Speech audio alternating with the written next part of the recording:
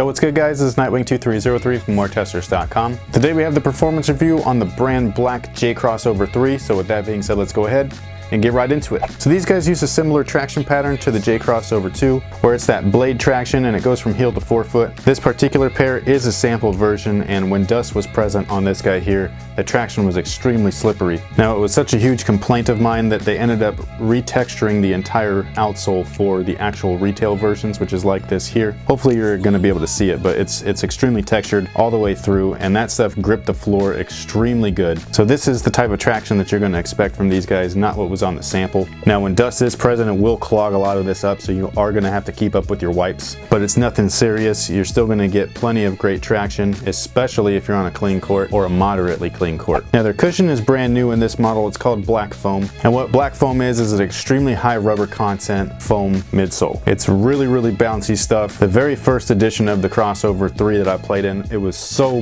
just springy underneath my feet. I was like, holy cow, this is incredible, but also can be very unstable.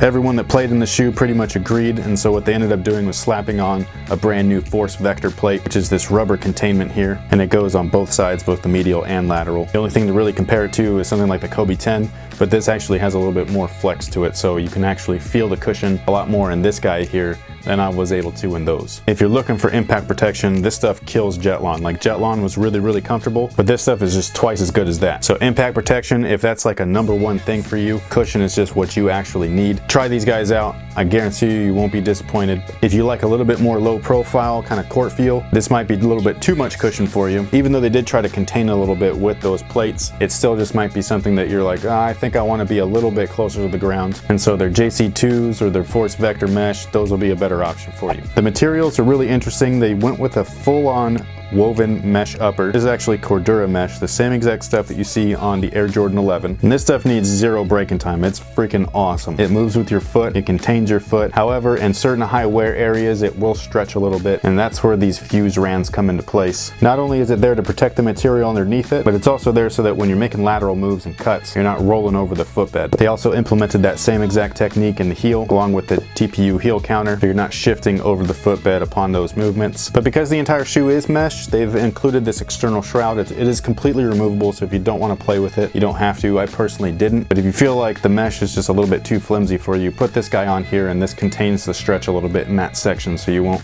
move as much in that area. Again, I personally didn't like the cape or shroud on there. I like to play with them without that. I'm really into low tops, so that was my thing, is that the mids with the mesh upper felt like a low, and I loved it. But if you want your mid to feel like a mid, use the shroud and you'll be fine. Now, as far as their fit, I would go down half a size for that perfect containment. If you have a wide foot, go true to size and you should be great. Mostly because that upper is a lot of mesh, so you're gonna wanna make sure that that stays snug on your foot even after you're done playing in it, just in case some of the areas stretch out a little bit more than they should. As far as lockdown is concerned, midfoot lockdown was phenomenal. No issues whatsoever. Lockdown up at the heel I thought was great as well. You have the notches right here, and they fit really nicely right around your Achilles area, so they move with your foot. Inside the shoe, you have 2 gigantic ankle pillows right there that just really cup everything from the inside, so there's no shifting or movement whatsoever. So as far as support is concerned, most of that stuff comes from the actual fit, but like the J Crossover 2, the materials are just a little bit softer than your average sneaker, so the support from the fit is going to be lacking due to that. Again, they have implemented,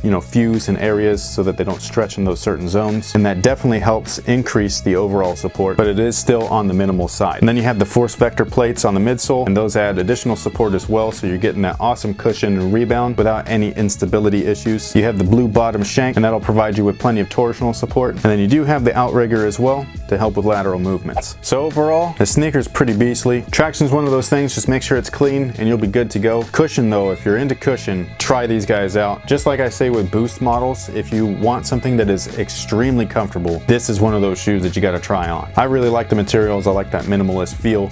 I like low tops, and this kind of gives me that even though it's not a low top package. Their fit, especially since they're not in a lot of stores, is going to be one of those weird things. In my personal opinion, I would just recommend going down half a size. Once you break them in, you'll probably thank me later. And then the support is on the minimal side, so just keep that in mind. It's a guard-oriented shoe, so if you're a big man and you play like a big man, this might not be enough for you. If you want any more information, such as a detailed written review, all you gotta do is head over to WearTesters.com. Performance scores are gonna be over there as well. Thank you guys for watching. Thanks for all your support, and until next time, guys, have a good one.